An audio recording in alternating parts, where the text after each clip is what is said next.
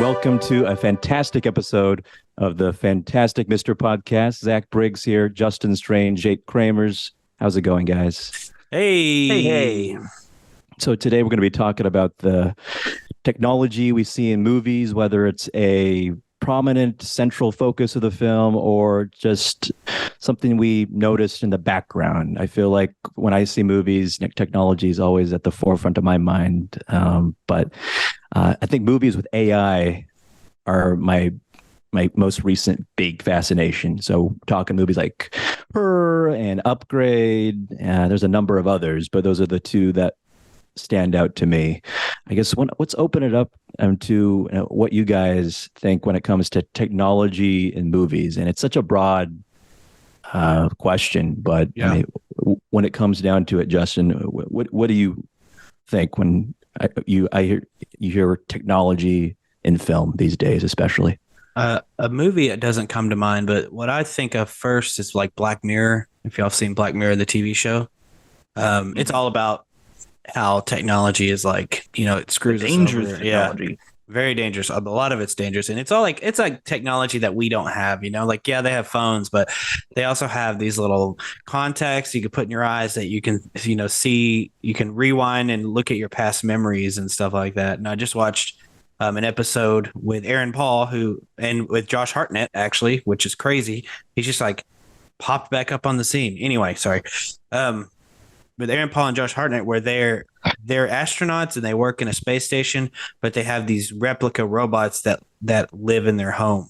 So just like stuff like crazy stuff that we don't. I don't know how close we are, but I feel like we're not that close to any technology like that. It's the world we'll live in if Cox ever gets that 10 gig internet that they promise everyone. Those commercials where they're like 10 gig playing ping pong, and then it's like, oh, they're actually in a virtual space. That's when Cox actually gets us the 10 gig internet. Will be for everyone. That's the world we'll be living in. We'll be sending real people up in space and have their androids at home. Yeah, that'd be cool. This is the world that the Cox wants for us. I guess another a movie that comes to mind is like, or anything with like virtual reality. So, Lawnmower Man is one of them. It's been a while since I've seen that movie. Just anything with some sort of virtual reality. I can't think of any right now, but Ready Player One. Oh yeah, that's a good one. That's a good one. Or even Free Guy. Oh yeah, Free Guy is awesome. Yeah, that's a great family. Yeah, that was a good movie. And there is another movie with Ryan Reynolds. I think it's called Selfless, with him and Ben Kingsley. Where basically Ben Kingsley's character, it's kind of like Get Out, where he takes his brain and stuff and implants it into a younger body. Oh yeah, they like switch brains. He like takes over his brain and he like slowly becomes the other guy. Yeah, he pretty much is like, I want to keep living, so I'm going to put my brain in him. And that was before Ryan really blew up, wasn't it? I think it was like, I mean, yeah, it was before he became Deadpool, and he became even more famous than he is now. But he was pretty famous then. But he wasn't really known for doing dramas, and that movie was a drama, like through and through. No real comedy or anything. My two films that come to mind immediately for me are Eagle Eye, 2008 film starring Shia LaBeouf. Oh yeah, that was a cool. Oh no, wait. Yeah, directed by DJ Caruso. I'm thinking of and Ex Machina, directed by Alex Garland, starring Alicia Vikander, I'll probably butchering their names, Donald Gleason, and then Oscar Isaac. It's a great movie. Very slow, but very cerebral. Great movie. And I'm glad you mentioned AI and robots at the beginning of the film, because I wasn't sure whether this would qualify as a technology film. I wasn't Definitely. Sure about it's so broad. I mean, cell phones and laptops and stuff. Like, why don't the teenagers call for help? Or if it was more just technology in general. So technology in general. I think of. Yeah, I feel like there's so much prominence in the world right now. We're talking about AI and it taking over Chat GPT or whatever the term is. There's so much more talk about AI, and it's nice to see how it's interpreted in movies. And I feel like it's been interpreted in movies for decades in film. Yeah. But now, whereas we're getting a little bit closer to artificial intelligence making a reality, it's that much more like kind of ominous, I feel like, in some ways. I think Elysium, that movie that I don't know if you guys seen it with I haven't seen it. Matt Damon. The It's kind of similar to Upgrade, where this dude gets a chip inserted into his body and it gives him superhuman powers in a way. And just, I mean, not really talking about the story per se, but just that ability, having this chip that transforms your entire human body. I mean, that's pretty crazy. Make you do things you can't normally do. If we're gonna talk about technology, then Blue Beetle. Blue Beetle, the scarab is inside him, and he's like, it's like connecting with his. I literally just watched this movie, so it's still fresh on the brain. No pun intended, because it like tries to essentially goes inside him and connects to his brain. I thought it goes up his ass or something. Well, okay. It said it went inside him, and they're like, "How did it go inside you?" And then George Lopez's character's like, "It went up his ass," and he's like, "It didn't go up my ass." It was pretty funny.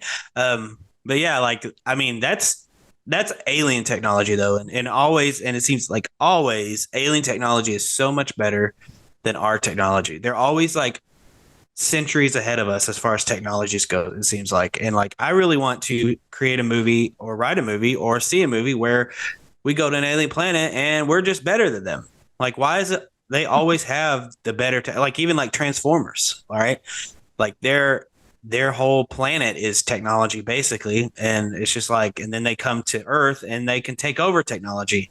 I don't know, it's just like they always have so much better technology than we do. It's crazy. I mean, it's because they're the ones that come to us, man. That's true. Capability That's to go why across I guess the galaxy will be the invaders. Yeah. I was gonna say, I guess that's why if we go to Planet First, that's why we would probably have better technology, because they didn't come to us first. That is true. Because they could probably, with their technology, travel light years, I bet. Yeah, we need to get all the aliens here crashing, steal their technology. Then we could think about going. I mean, they're here, places. baby. Well, apparently. Let's talk about you've seen several movies, Justin, about like the how social networks are integrated in movies, like an entire movies like taking place on like a Zoom or like various social media.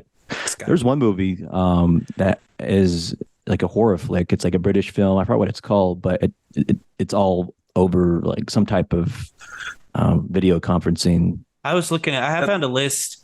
10 great movies that tell their stories through a computer screen, and then I found another one, the best movies set entirely on screens, and they really overlap both of these lists, so there's no sense in doing both of them. But the ones I've seen on this list is Unfriended.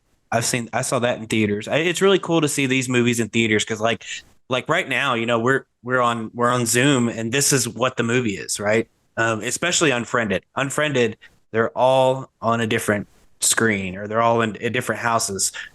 So only thing we can really see is what's going on the screen. Really? So were you hesitant at first seeing the movie? Like, oh, an hour and a half movie, and I'm just looking at a bunch of 4 panels or so. I think that was the first movie I'd ever seen that was like that, and it didn't really bother me. Even going into it, I was like, this should be cool. And I found a real like love for those kind of movies. Like if I can find those kind of movies to watch, I'll watch them, because they're pretty cool. And then there's a sequel called Unfriended the Dark Web, and I actually own it as well. And it's just the same thing. Just they dive into the dark web somehow, and things happen, and blah blah blah blah. And it's pretty neat movie. It's not as good as the first one. The first one is still not that great, but it's better than the sequel. So is the audio quality similar to like how maybe it sounds like for us? I guess maybe not everyone has a great mic, but in the movie, is the audio sound like convincing if someone doesn't have a big fancy mic? Does it sound No, it doesn't sound. It sounds like pretty much what it would sound like if we were watching a regular movie, right? It just sounds normal to me. I don't really notice anything. I want some lagginess. I want some grain. Well, there are the video.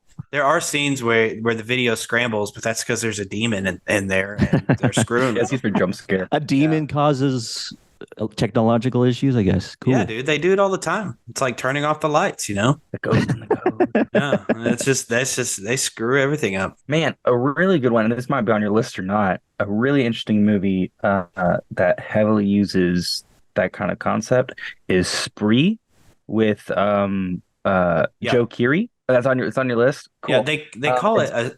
Oh, go ahead. I'm sorry. Go ahead. I'll tell you. It's basically all shot on it's made to look like it's all shot on GoPros. But the gist of this guy is basically he wants to get famous. He wants to be an influencer. He has a ride share program, and so he tries to get people to get in his car, and he like interviews them as they go about. But it's all shot on like little GoPros set up around his car. So all the shots are in or from the source of his car, or whether like a cell phone where he like holds a cell phone and goes to them. So it's all through these angles. And basically the dude's crazy, and I don't want to spoil it, but he goes through some pretty extreme lengths to become famous. I think you told us about this movie. Yeah, I'll read the description. And I didn't realize you're curious. He's the dude that plays Steve Harrington on Stranger Things. Yes, the dude who plays Steve Harrington on Stranger Things. Okay, and it's wild. Yeah, I think you've told us about this. I'm guessing it's violent, looking at the images. I guess he turns into a serial killer. Spoiler alert, but cool. Basically, yeah. Dude, it's right here. It's on the description. Taxi driver, but rideshare edition. Yeah, it's crazy. And he's got like I don't want to spoil it, but it kind of goes off the rails, but it's all set on like GoPros and like security cams that you would put in your car. So they're on like dash cams, GoPros, cell phone. That's pretty neat. It's all from because he's live streaming everything he does 24/7. Yeah. So speaking of that, and this is just a story, it's not about a movie. When I was working at Channel 4, I had a friend who was like, he was really like impressed that he had a friend that shot a movie using a backup camera on like a Prius. And I was like, okay, now you're kind of reaching. Like, you're just trying to do something different to do something for the sake of doing something different. It has nothing to do with art. It seems like. I could be wrong. People might disagree. I don't know. I feel like that's the greatest. That's silly. The greatest indicator that it's art. It's the greatest indicator that you're trying to portray it as art. Now, if the movie sucks, I don't know. I guess it depends on how the movie is, but it's like it just when he told me, let me just say, when he told me about it, I was like, that sounds ridiculous. But hey, I have a motto, and my motto is every movie is worth watching once. So if someone presented this Prius backup cam movie to me, and I was like, watch this, I'd be like, all right, and I'll check it out. But I don't know, it just sounded silly. So there's also a go ahead. No, it's fine. I was gonna say there's also another movie similar to kind of like Unfriended, but I only remember it because it's got Elijah Wood. Oh, go ahead. Elijah Wood in it. Yeah, Elijah Wood. And it's like, it's like that's what made me remember. It's Elijah Wood, and he wins this contest to meet with an actress, but she leaves. She ghosts him. She doesn't show up, and like this hacker gives him access to all of her personal technology, so he can like hack in and look at her through her phones and her security cameras and stuff like that. And that, as movies go, it goes off the rails as well. Ooh, that sounds interesting. Open windows. Yeah. Yes, Open Windows. I remember what it was called. I just remember it had Elijah Wood. There it is. Sasha Grey, Neil Meskel. Interesting. Sasha Grey's in the movie, yeah. Who's Sasha Grey? Why do I know that name from? I think she's a voice actor. Yeah. I'm looking it up. I'm looking her up. Wow. By the way, a quick side note. Whatever your name is, Zach. Sup? Sup. I saw the preview, the trailer for Dune Part 2 today. I know you like that movie, so I thought I'd. Awesome. That was your first time you saw it? Yeah. Anyway, sorry. I didn't. Yeah, that's all I had to say. Oh, where was like a lot of technology, a lot of futuristic technology in that movie? I don't know, man. I'm just telling you. I just said it as a side note. I do have a question though. Like, what about like? So I have two movies that I want to ask you guys about. What about Back to the Future? Would you consider the DeLorean? I mean, it's technology, right? Yes. And they use technology to get to the future. I mean, anything time traveling, I guess. Or what would you think? That was my question for this episode to Zach: is what are we counting as technology? Because like, Ex Machina is technology, but it's also like not. It's not possible, at least not right now. Yeah, and then Back to the Future is technology, but it's also not possible. Like anything could be technology. It's technology based in theory and stuff that scientists are trying to figure out. So what about movies like VHS? like the movies VHS. I don't know what that is. Movie, you don't never seen VHS before? Mm-mm. So it's a horror film. I'll tell you about the first one real quick. It's a horror film in which these people, I think, if I'm not mistaken, the first one is about these people that are going to rob this place or something or go find somebody. I can't remember exactly. But they're searching through this house and they find this big stack of VHS tapes and they just watch them. And basically, the movie is like short films that are like horror films on these VHS tapes. It's like the Ring 2.0, basically. Yeah, I mean, yeah, right? I guess. But the Ring, the tape in the Ring has an effect on the people who watch it, right? It really doesn't do that in this movie. It really is just like it's like there's a bunch of dudes. They're just watching a bunch of short horror films. Yeah, I mean, well, Psycho made short horror films, but it's more like these. I think it's implied that these things actually happened. That happen in these. Yeah, I mean, horror films is in like they're horrific to see. Like, oh my god, someone did this. Yeah, it's like real stuff that somebody taped. So, like, what's your stance on that as far as like technology goes? Because this is stuff that has been around since the late 70s or whatever. Yeah, I mean, that's awesome. I mean, any way you could show how you're using basic everyday use things we use technology wise. Yeah, just the way it's portrayed. I guess there's no boundaries with this episode. Okay, because like they use that technology throughout the entire movie, right? And it's there's I think 5 movies out: VHS 1, 2, Viral, 94, and 99. And so I haven't seen 94, 99 yet, but it's just the same kind of concept throughout the whole thing, except for VHS. Viral, I think, is more like internet type videos, not necessarily VHS tapes. I can't remember. Some of those movies they all just kind of blend together because the third one wasn't that good. I think you could talk about the importance of how found footage is, shown how technology, with holding a camera around, the shaky cam. It's been kind of evolutionary in some ways for movies, and sometimes it's not shown in the best light either. But I think Paranormal Activity for me, seeing the security cam footage shots throughout that film. It's been a while since I've seen any of those movies. Love those movies, and it's like the stories aren't super. I don't know how to explain this. A lot of people don't like the stories, and at least some of the later Paranormal Activities. Mm-hmm. But I like them all mainly because one thing, they're horror films. 2, they're found footage, right? So that they're not real, but it's like it's just the format, and I think that's what does it for me.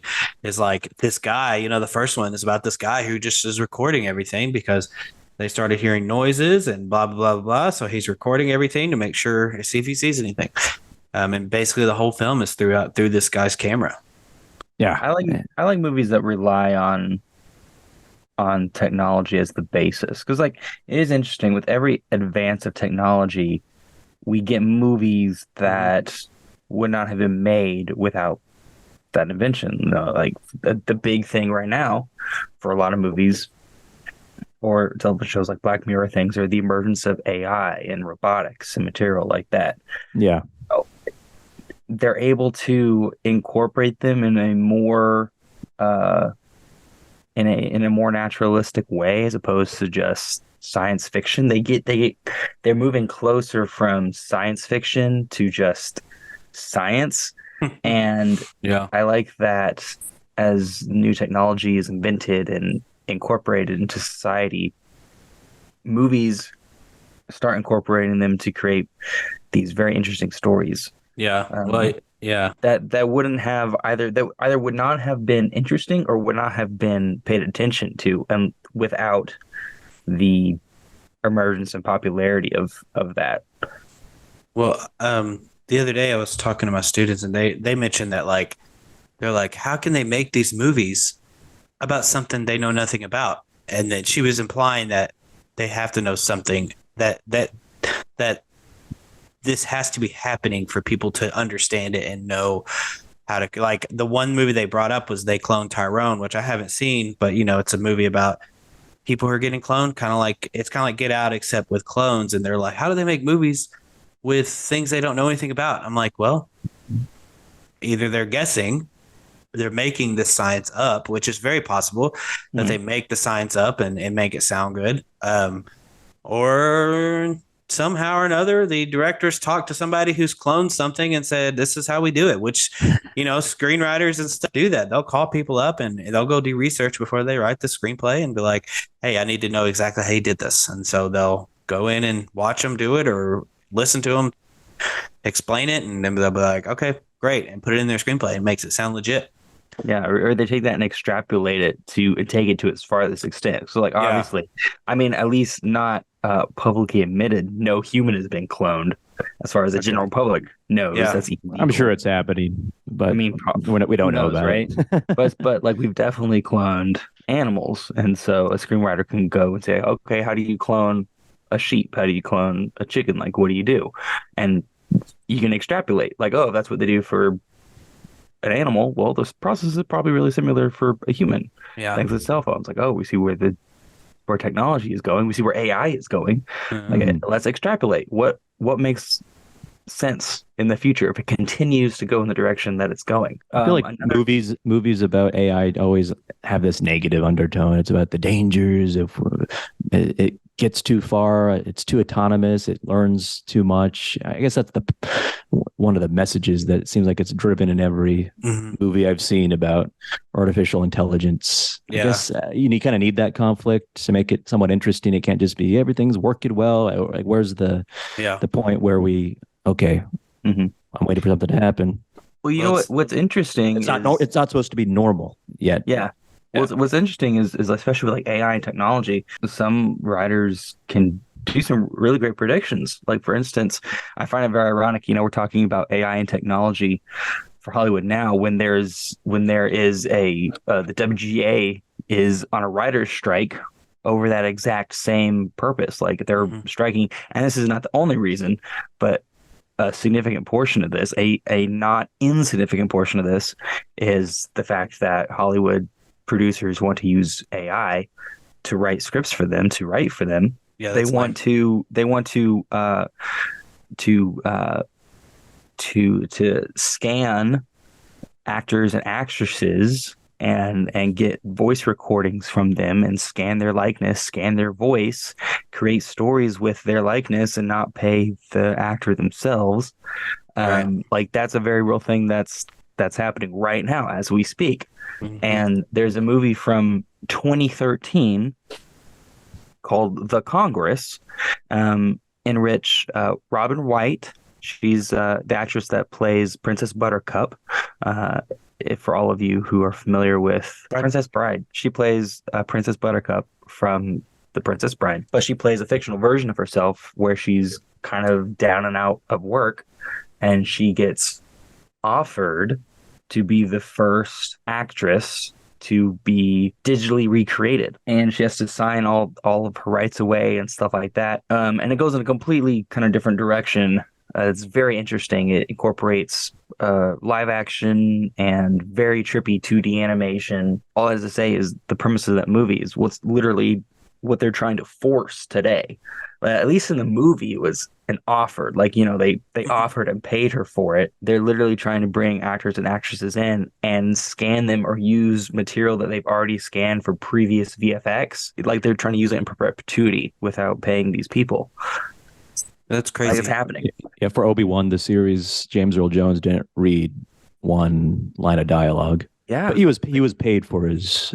He was paid work, for though, it, but that's what they're capable of. I didn't know. I mean, it sounded like as if he was in the booth. To be honest, reading these lines with the inflection and the tone, it sounded like as if he was back in Return of the Jedi from all those years ago. I was like a little skeptical. I was like, why does he sound so great and forceful here? But he didn't sound. He sounded a bit older in Rogue One. That's a real life example. I mean, there's probably plenty of others that we don't know about. That's technology on the forefront. I mean, even going back to Star Wars, like Rogue One specifically, General Tarkin and Leia are CGI, and they both speak. I don't know if General Tarkin, if they're using voice clips from him or if they just have some sort of impersonator, but I assume that with Princess Leia, they probably found the word hope somewhere in some of the older. I mean, it's just one word. Like, she had to have said it before, and then they stuck it in there. It's like kind of the same concept. Yeah, The Last Jedi, and the scene where Rey's like having that that tunnel, like Luke-esque tunnel sequence in Dagobah. She had her own version. She hears the word Rey, and it's a mix between Alec Guinness and Ewan McGregor's Obi-Wan. But I think they recorded their voice for that. If Well, I'm not mistaken. they took previous lines from Alec Guinness. Oh yeah, And yeah. I guess that he had used in other languages, and they spliced it with dialogue that Ewan McGregor. Yeah. Yeah, I guess Alec Guinness isn't alive anymore, right? He's pretty dead. Yeah, he was pretty old in Return of the Jedi. Or in he looked ancient in that movie. Yeah, he did. Ugh. Are there? What's that movie, Just you were going to see at the theater, but you said, I don't want to see. It's that romance movie, and the couple, the Tinder or whatever it was. Yeah, I don't remember it. I think a lot of TV shows, especially like the movie or the series, Love Again. Love Again. Yeah, but there's the series.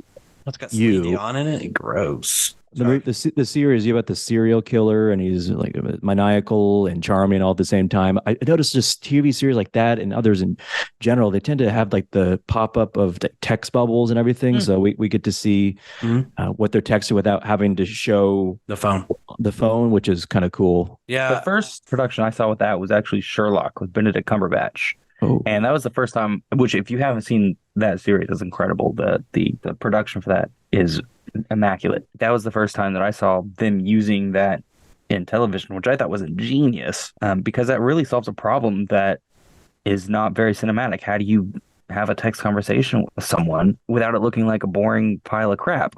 You know? Yeah. And now they're able to emote, and they're able to do other things, and you can just, it's incorporated. I think great find on that, Zach. It was really cool. I watched an episode of Black Mirror last night.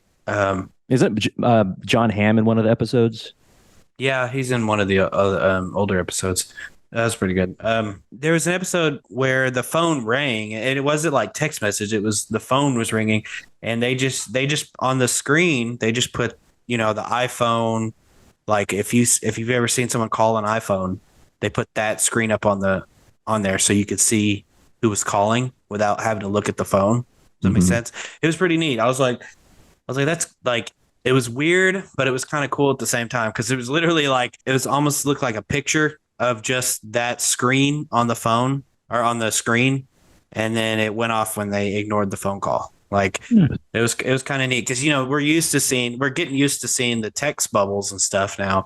Yeah. And this time you see like the whole, like someone's trying to call you, you don't want to answer it, and it just pops up on the screen. It was pretty neat. I also like how I don't know if I like it, but I understand how they've started to incorporate 16:9 footage in film and television as well. Like you'll be watching a movie, then all of a sudden, I mean, they do it on the news now. They do it in commercials. Like we're used to watching on a 16:9, and they will insert a 9:16, so a vertical view of a cell phone or something on the screen, and it's just. I mean, it's normal. We're used to seeing that, like when we do Zoom calls and someone shares their phone screen on a TV or a computer, and it's just black on both sides and the screen in the middle. And they've started to incorporate that into films as well, because people are used to seeing it.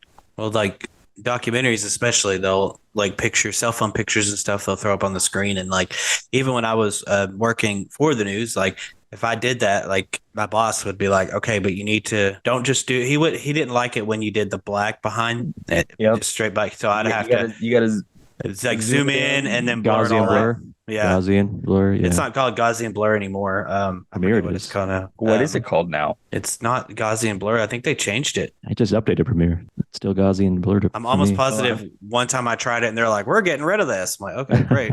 I feel like Gaussian blur is also kind of not a cheap way to go about it, but you could like do the superimpose of like a phone or something, as you guys were kind of talking about. Some nice cool backdrop that you create. Well, like whenever they would put up graphics on the screen, and if it was like a text message or something, they would put a phone graphic around it sometimes, which they had just like a phone graphic chilling, and and this is the news I'm talking about. Like they just have a phone graphic ready to go if they needed it. I want to see an innovative movie with I don't know, the Tinder killer or something. I don't know. I think they have that. I'm sure they do. Yeah. Yeah. I mean, they have some documentaries about it. I'm sure it would be inspired by real life events. I'm sure, sadly, but I'm thinking more for entertainment. Oh, that's a documentary. I was like, the Tinder swindler is Yeah, I haven't seen thing, but that. that's a documentary. Yeah, But that's still, on Hulu, I think. make a good drama. I'm sure. Oh yeah, I'm sure. We're using Tinder and all these other apps to swindle people out of the money. A lot of people are desperate for love or one night stands, so they'll do whatever. Here's one called Bad Match, Tinder dating horror movie. Probably it sounds bad, but it's got the word bad in it, so. An internet dating playboy's life spirals out of control after meeting a woman online. Ooh, 2017, so earlier days of that app. Well, you even have shows like Catfish. Oh, yes. Yeah, it uses the internet all day long, man. And I think Catfish, the show, is based off a documentary, Catfish, if I'm not mistaken. And so, yeah, that's like all about using technology. And then you have shows like To Catch a Predator that uses a chat room. I'm Chris Hansen. I'm Chris Hansen. Just have a seat. You are I love that show. It's like so gross, but like it's just interesting the things these men say when they go to these houses and they're like, "Oh, I was just gonna tell them that what they're doing is wrong." It's like, "Oh, well, did you bring condoms?" Buddy. Yeah, it's like, "What did you bring condoms with you?" Well, I always have condoms on me. It's like, no. And the techniques used for that show are a lot of security cameras, hidden cameras, and then comes out the big old cameras. Well, the big when they do their big reveal. Well, then they run outside and the police are waiting on them in a ghillie suit. It's just that John Murray cam. I can't believe that's a whole other issue. Sorry. It's just, I worked for the news and especially when I worked production, you hear these stories and it's crimes against children. Among the worst. Yeah. It's horrible. Sorry, I didn't mean to go off on a thing. I just thinking about it. Anyway, moving on. Technology. So we've covered smartphones, we've covered AI, we've covered robots. What have we not covered?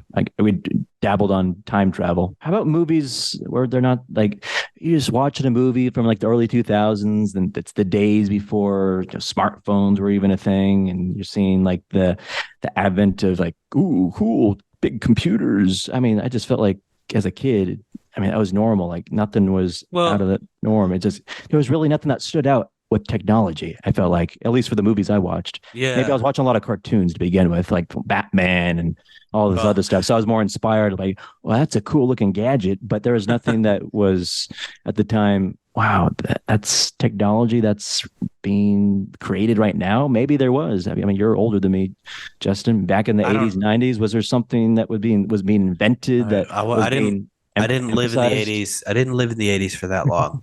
Let me go ahead and throw that out there. And as far as movies and I didn't really watch. I don't know. I can't really think of any movies during the 90s that.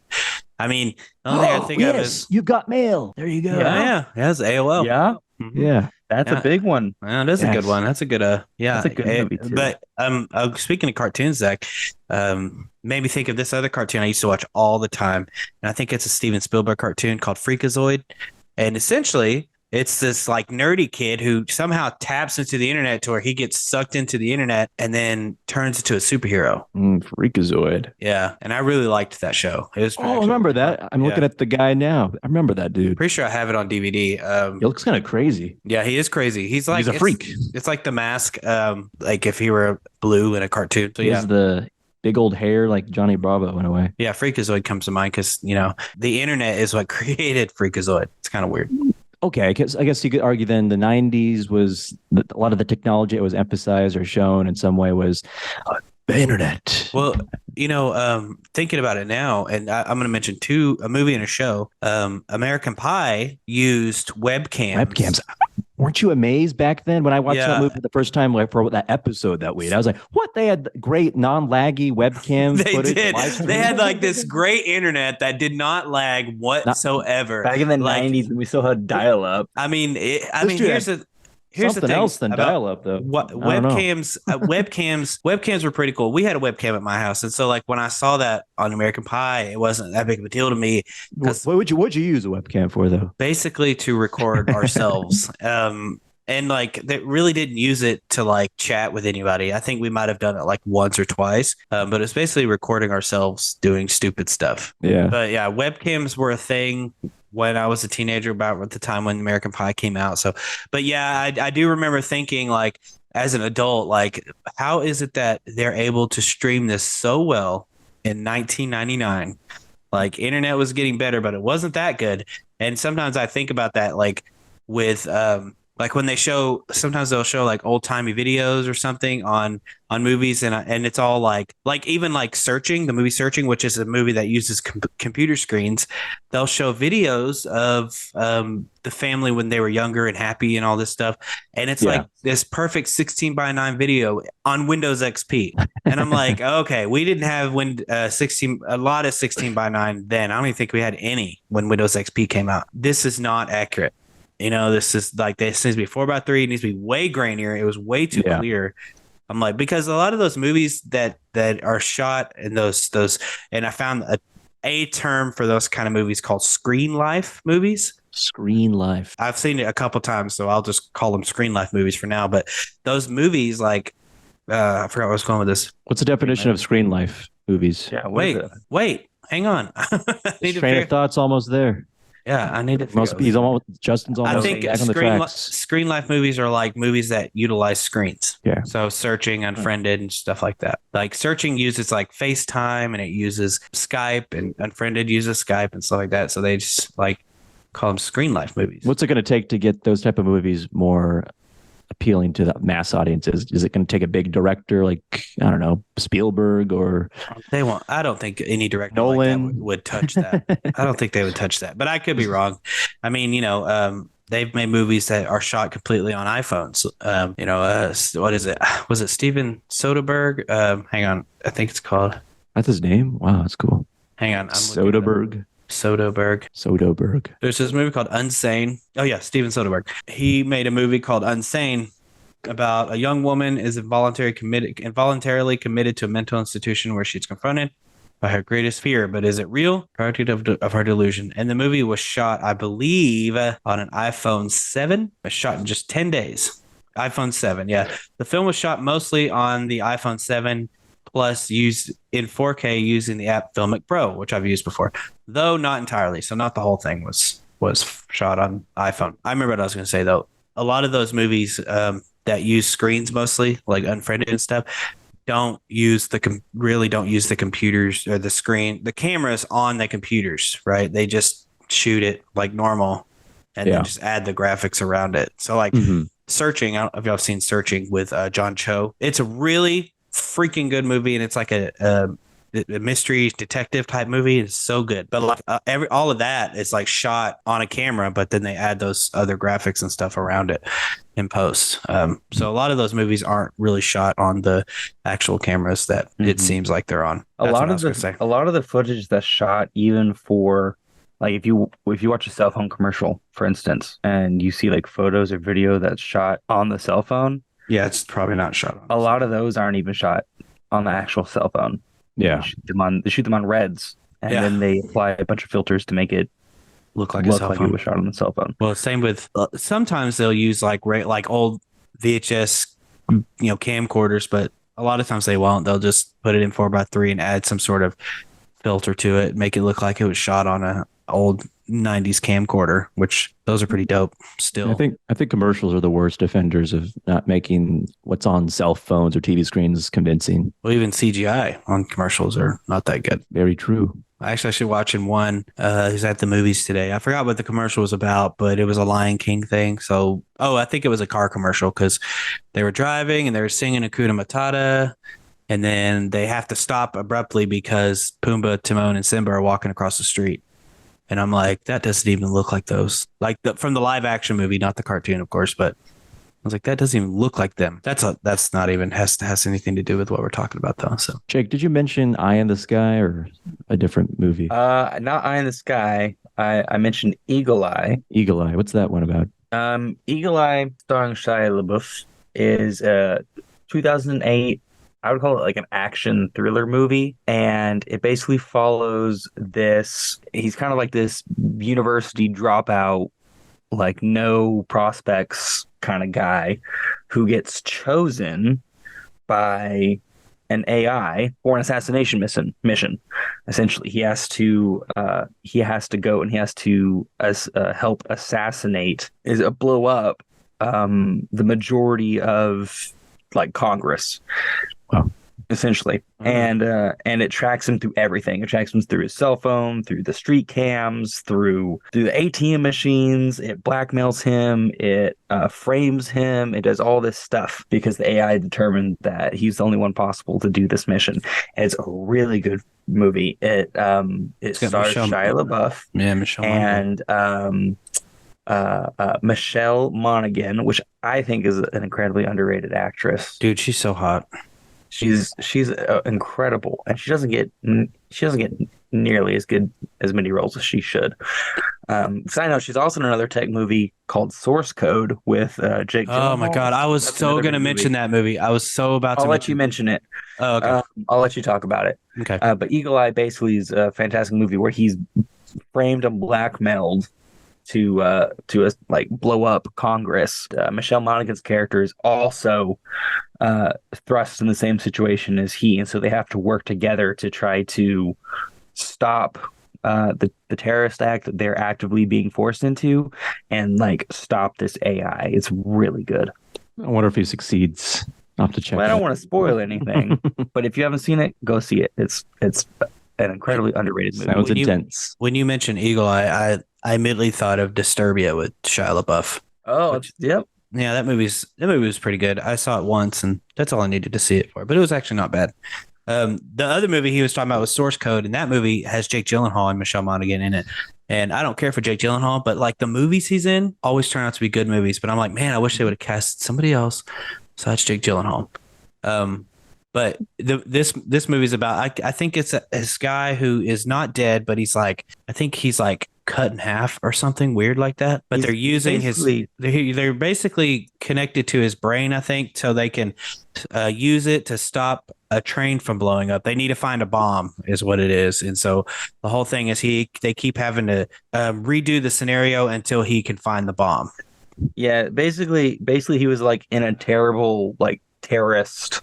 Yeah, he was a military guy. He's a military guy, and he was caught in like in a terrorist attack, and so they replay his memories over and over and over. They somehow get him to go back in, kind of like Groundhog-esque style, and solve the mystery. And every time he dies, it starts over. Kind of sounds like that movie with Tom Cruise and is it Emily Blunt, that sci-fi movie, and they have to start over and over as they keep on dying. Yeah. Except this movie is actually good. I forgot the name of the other movie. I don't even know what movie you're talking about, Zach. I know it's like we're for a movie podcast. We don't. I think it's based off a comic. Emily Blunt. Hang on, I'm looking it up. Edge of Tomorrow. Yeah. Nah. It was. Yeah, that's it. They're in those big. It looks like it. Yeah. That's the movie I was thinking about. Oh, that's also a good movie. I take it back. This movie's good too. I was thinking of another one where he's like cloned 1 billion times. Oh, I don't remember that one. Yeah. Oh, I think I know what you're talking about. Because I think I saw a list of technology movies and I saw Tom Cruise's mug on it. And it was like from the 90s, I think. Random pair of people to be in a movie together. Freaking Emily Blunt and Tom Cruise. There's this movie. I saw. What's Oblivion? I know the video game. Not the video game. It's a movie. Oh. It's Oblivion. Okay. Yeah, that's what Tom Cruise and it's a bad movie. He's on another planet, though, or something, right? Yeah. Okay. But he's like cloned or something. I don't know. Gotcha. I was thinking about that movie. The Edge of Tomorrow. The Edge of Tomorrow is great. Oh, that's not really technology. That is definitely sci-fi. Just looking at it, I mean, I guess the suits. I don't know what kind of suits they're wearing. If it's more like armor. I would say the Edge of Tomorrow definitely falls solidly under the category of sci-fi. There's this movie I saw called Eye in the Sky in 2015. I remember seeing it in theaters. I think it was in Montana at this time. Not that it matters, but Montana. Yes, I was reporting there for a couple of years. But the movie's kind of taking a look at the moral ethical issues when it comes to using drones in war. So a lot of the movies shown from the perspective of Oh, it's good. planes thousands of miles up in the air, and then of course from drone operators, or could be anywhere in the world, in this little cubicle type environment operating a drone in the Middle East. And so a lot of the movies shown from the perspective of a drone flying around, lots of surveillance. So I thought that was kind of pretty cool how contemporary warfare is portrayed in film without it always just we're just seeing it, the drones flying around. We actually see from the perspective of those that are operating the weapons. So That's interesting. I think that was another It's got example. Helen Mirren, Aaron Paul, and Alan Rickman. Alan Rickman, yes, Poor Alan Rickman. He's so good. When did he die? What year? Like, got to have been like 2017 or something like that. I don't know. Hang on. It wasn't that long ago. I can tell you that. I'm about to look it up. So a year after this movie was released. First movie I saw him in was Dogma, and he was so freaking funny in that movie, which is a movie about it's got Matt Damon and Ben Affleck. It's a Kevin Smith movie. I know this isn't about technology, but it's just such a good movie. Matt Damon and Ben Affleck, who are two angels that used to be in heaven, but then they got kicked out, and so they're trying to find a way back, and they find a way back by going into a Catholic church, which is supposed to, when you walk through the threshold of Catholic church, supposed to wash your sins away, then they can die and get back in heaven. And so Alan Rickman is in it. He's an angel, and he plays the voice of God, because if you hear the true voice of God, you'll die. So he's the one who plays the voice of God. And I was like, he was so freaking funny in it. Alan Rickman? Sins are forgiven. Well, he doesn't. They don't ever say that. They just like, what it like is Snape. what it is like they just should be able to pass through it and then die and go straight to heaven. It's a very interesting movie. Like, I don't think a lot of it's true about the Catholic Church, but I know that some Catholic Church people protested the movie when it first came out. So it's just got a bunch of and Kevin Smith protested along with them. Yeah, he did. He got in there and protested. Nobody knew who he was. It's so funny. Yeah, there's a interview with him. Mm-hmm. Oh yeah. I think I read about that.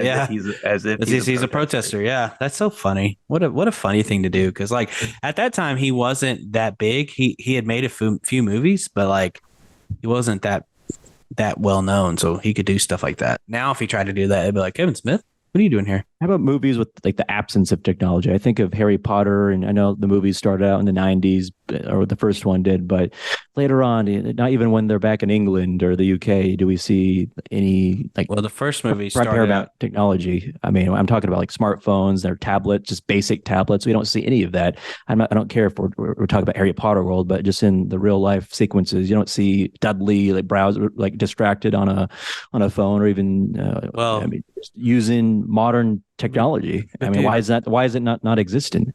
Because it doesn't exist back then. Like, that movie came out in 2001, and we had cell phones, but we didn't have touch screen phones. I'm talking about in the later movies. There's a bunch of them. Like the evolution of film. I understand they're trying to, just from an aesthetic point, maybe not have that the focus, but I think that's another interesting thing to analyze. Is like, for me, it's interesting. It's a movie that's taking place in the late 2000s or mid 2000s. There's these technologies that evolved. Maybe just people don't have smartphones in this particular neighborhood, or what. I mean, I think it's interesting to me. There was this movie I saw. It was about a killer Santa Claus, and it was a robot. This is back, I think, last October or something. I watched it. Yeah. And it has the aesthetic of an 80s film. It has music that's from the 80s and has the grain as if it's an 80s flick, but it's set in modern times. So everyone just happens to look like they grew up in the 80s, and they have minimal use of smartphones. You hardly see them, but you see more landline usage, which is crazy for a movie that's supposed to take place in modern day. So I like it when movie makers can make modern film without it seeming too modern. And like the business, I think everyone's just so obsessed with smartphones these days and looking down. Remember the days where we just looked at, waiting in the doctor's office, you had your magazines or maybe the Bible for some people. I hate it personally. Or people just looked at pictures on the wall. I mean, that was just the norm for people back then that didn't want to socialize or seem awkward. They would just look down at a magazine or do something else. I mean, I think smartphones and tablets have become the substitute for that, although a bit more interactive.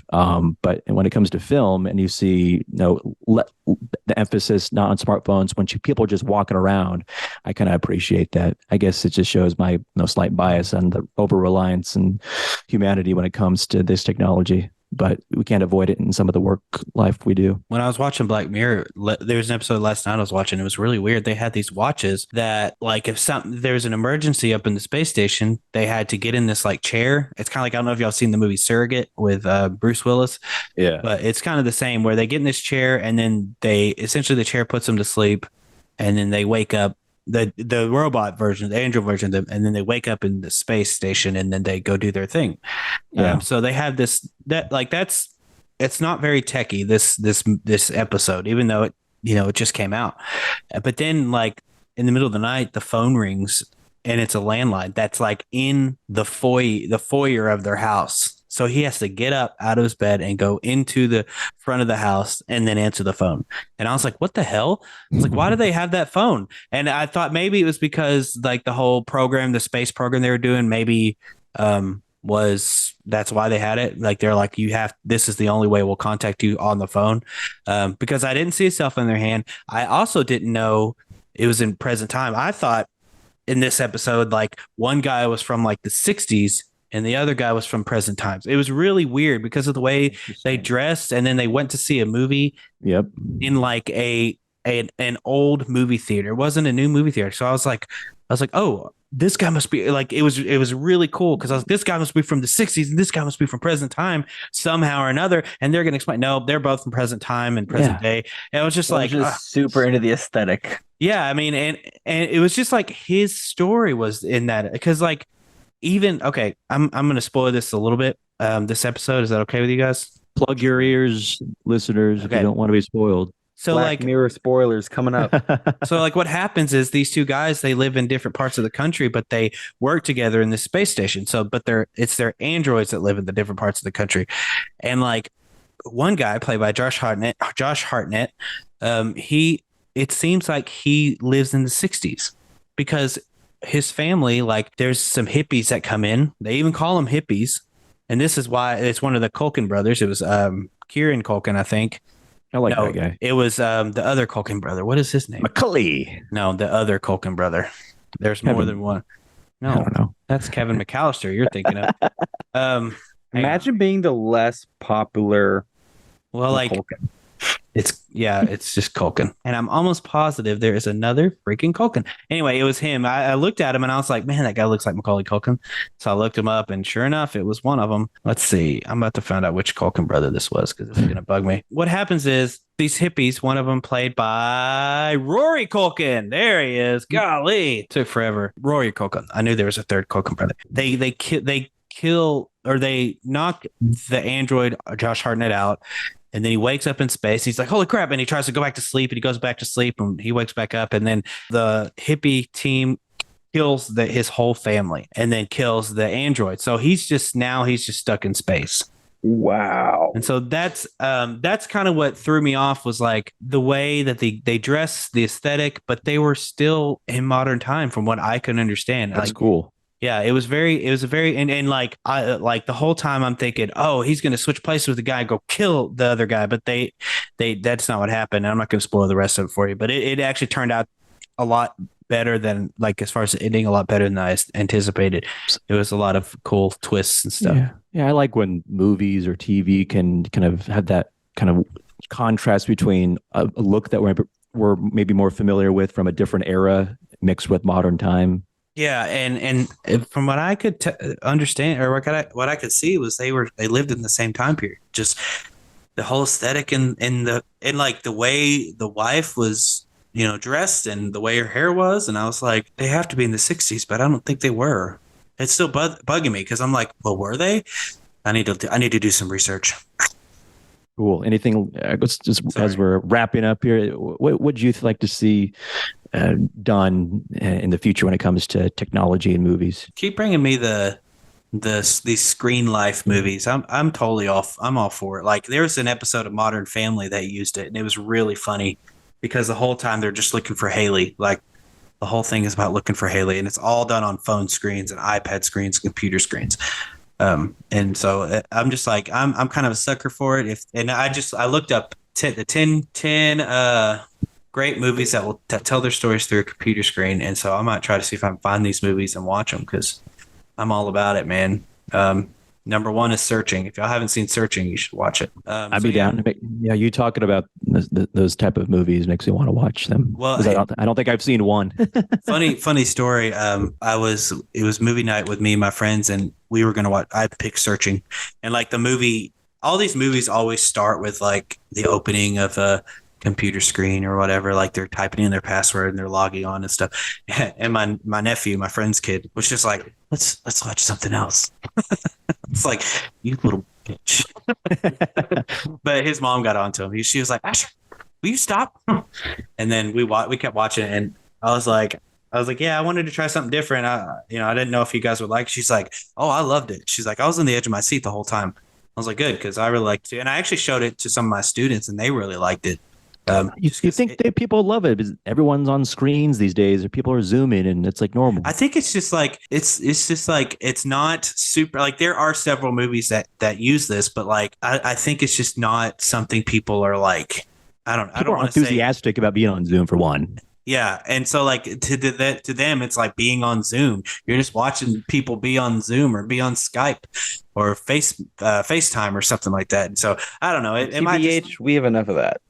Yeah, exactly. That's kind of the point. Like people aren't ready to accept there's stories around this, and like I'm trying to there's a short film idea I have that revolves around screens too. So like it's just something that I really enjoy and want to try to create one. Hence the word try. So yeah, just keep giving me these screen life movies, if you will, and I'm totally okay. But yeah, I guess some stuff with like AI and like iRobot type stuff where there's always one that's not that's not with the bunch. And I don't know if y'all seen iRobot with it's one of the hallmarks Smith of autonomous robots for that's sure. got Shia LaBeouf in it too. I know you like Shia LaBeouf there. Actually, Shia LaBeouf, and real quick, Shia LaBeouf, little Shia LaBeouf. Just do it. Yeah, that's like almost even Steven Shia LaBeouf. Yeah. He's a good actor. I don't care what anybody says. Shia LaBeouf movies. Especially Shia LaBeouf like, now. In real life, he's crazy, but his movies are fantastic. Yeah, I've watched some of his interviews now, and I enjoy listening to him talk because he's been through a lot of crap. But I mean, it's probably mostly self-inflicted crap. But it's still interesting to listen to. And like his movies, especially Peanut Butter Falcon and Honey Boy, I was like, I really enjoy Shia LaBeouf. Anyway, sorry, go ahead, Jake. Final thoughts, technology, movies, future. Final thoughts. I am interested to see how we incorporate it in future movies as we continue to advance. That's only going to open up more opportunities for more stories. And with how creative people already are, technology and its incorporation of how both it's presented in and, the use of it to make films, I can't wait to see where it goes. Justin, want to close it out? Sure. So that is the end of this episode. If you enjoyed it, please let us know. If you didn't enjoy it, please let us know. You can hit us up on any social media that is Instagram, Facebook, YouTube, Twitter, or X. And I guess we could start a Threads. No, it's oversaturated, the social media market. I don't need another one. Anyway, yeah, the big four. OnlyFans is still on its way. Jesus Christ, Zach. Facebook, Instagram, Twitter, and YouTube. And you can also hit us or check us out on Spotify, Apple, Google Podcasts, and Amazon Music, and YouTube again. So yeah, if you have any ideas for episodes, then check us out or let us know, and I don't know. We'll do something with it for sure. We'll consider. So anyway, that's it for this week, and you guys have a fantastic day. Say bye, guys. Bye. Bye. Bye.